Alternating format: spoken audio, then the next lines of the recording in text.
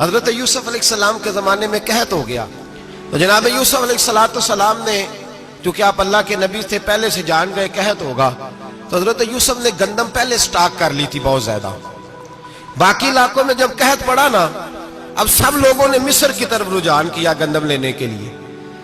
تو حضرت یوسف علیہ السلام نے نا شہر کے دروازے پر بندے کھڑے کر دیے، فرمایا جو بندہ آئے نا اسے 2 سوال پوچھنا،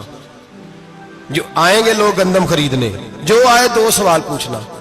ایک پوچھنا کہاں سے آیا ہے اور ایک پوچھنا لے کے کیا آیا ہے، ایک پوچھنا، سمجھ آ رہی ہے بات کی، اور دوسرا پوچھنا کہ لے کے سونا لے کے آیا ہے، چاندی گندم خریدنی ہے تو کیا چیز لے کے آیا ہے، کہ نقد پیسے لایا ہے، یہ پوچھ لینا۔ جو آئے 2 باتیں پوچھنا، ایک پوچھنا کہاں سے آیا ہے اور دوسرا پوچھنا کیا۔ ایک روایت میں 3 سوال بھی ہیں، لیکن فرمایا پوچھنا 2 سوال ضرور۔ انتظار تھا نا بھائیوں کا کنان سے آنے والوں کا، فرمانے لگے سب سے 2 سوال پوچھنا، جب کنان والے آئے نا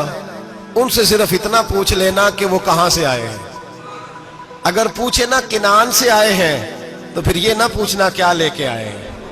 پھر میں جیب خود ٹٹول لوں گا وہ کیا لے کے آئے۔ باقیوں سے 2 سوال، جب میرے بھائی آئے نا، بھائی بھائیاں دے ویری ہوندے تے بھائی بھائیاں دیا باواں، جب میرے بھائی آئے تو ان سے یہ نہیں پوچھنا کہ وہ کیا، بس یہ پوچھنا کہ کہاں سے، اتنی بات پوچھنا، باقی میں پوچھ لوں گا۔ آپ فرمانے لگے رب بھی فرشتوں سے کہتا ہے تم قبر میں نا میرے بندوں سے زیادہ سوال نہ کرنا، بس یہ پوچھ لینا مجھے مانتے ہیں، میرے نبی کو مانتے ہیں، قبر میں تم اتنے سوال پوچھ لینا، باقی لے کے کیا ہے وہ میں خود ہی پوچھ لوں گا۔ فرشتوں کے سامنے رب کریم اپنے بندے کو بے آبرو کرنا، بس تو یہ بتا دے اللہ رسول کو مانتا ہے کہ نہیں،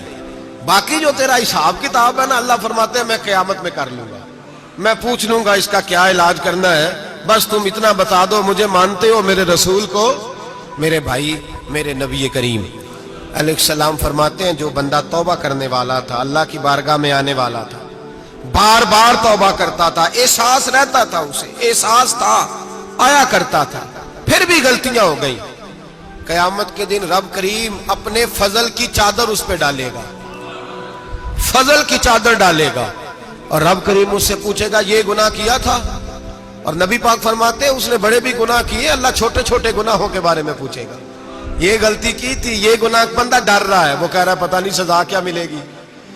کیونکہ دنیا میں بھی ڈرتا رہا، یہاں بھی ڈر رہا ہے، شرط یہ ہے کہ احساس والا ہو، آتا رہو، پھر بھی غلطیاں ہو گئی، خیال کرتا تھا، محنت کرتا تھا، نیک ہونے کی جدوجہد کرتا تھا، کوتاہیاں رہ گئی، یہ گناہ کیا تھا یا اللہ بھول گیا تھا، یہ گناہ کیا اللہ مجھ سے غلطی ہو گئی، یہاں بھی کیا تھا یا اللہ غلطی ہو گئی۔ نبی پاک صلی اللہ علیہ وسلم فرماتے چھوٹے چھوٹے گناہ اللہ دکھا رہا ہے اور اسے کہہ رہا ہے یہ کیا تھا، مانتا جا رہا ہے۔ رب کریم فرماتا ہے پتہ ہے میں تیرے ساتھ کیا کرنے والا ہوں، ٹانگیں کانپ گئی، یا اللہ پتہ نہیں، فرمایا میں تجھے ان گناہوں کے بدلے نیکیاں دینے لگا ہوں، ان گناہوں کے بدلے نیکیاں۔ نبی پاک فرماتا ہے فٹافٹ ہی بول پڑا، کہنے لگا یا اللہ میں نے تو بڑے بڑے گناہ بھی کیے، اگر تو نے گناہوں کے بدلے نیکیاں دے دیا تو میرے تو بڑے بڑے پاپ بھی ہیں، وہ دوسرے کدھر ہیں؟ میرے حبیب کریم علیہ السلام فرماتے ہیں رب مسکرائے گا جو رب کی شان کے لائق ہے، اللہ فرمائے گا تیرے دل میں احساس تھا، تو آیا کرتا تھا، تو توبہ کرتا تھا، تو میری بارگاہ ناز میں آتا تھا، پتہ تیرے اوپر چادر کیوں ڈالی ہے؟ یا اللہ نہیں، فرمایا میں تجھے اپنی رحمت کی چادر میں چھپا کے جنت میں داخل کرنا چاہتا ہوں۔ میرے بھائی تو آ تو صحیح، تو پہنچ تو صحیح۔ میرے نبی کریم علیہ السلام نے ایک دن صحابہ سے پوچھا ایک بات تو بتاؤ، بخاری مسلم کی حدیث ہے، یا رسول اللہ پوچھئے۔ نبی پاک صلی اللہ علیہ وسلم نے فرمایا اگر کوئی آدمی صحرا میں سفر کر رہا ہو، بہت بڑا صحرا ہو، اونٹ پر اس کا سفر ہو اور اس نے اونٹ پر کھانے پینے کا سامان باندھا ہو، پیسے بھی رکھے ہو، پانی بھی رکھا ہو، تھک گیا سفر کرتا کرتا، درخت کی ایک ٹہنی کے ساتھ اونٹ کی نکیل باندھی اور درخت کے نیچے لیٹ گیا آرام کرنے کے لیے، اللہ کے حبیب فرماتے ہیں اچانک اس کی آنکھ لگ گئی، جب جاگا تو اس نے دیکھا کہ اونٹ تو غائب ہو گیا ہے، اب نہ کھانا ہے، نہ پانی ہے، نہ پیسے ہیں،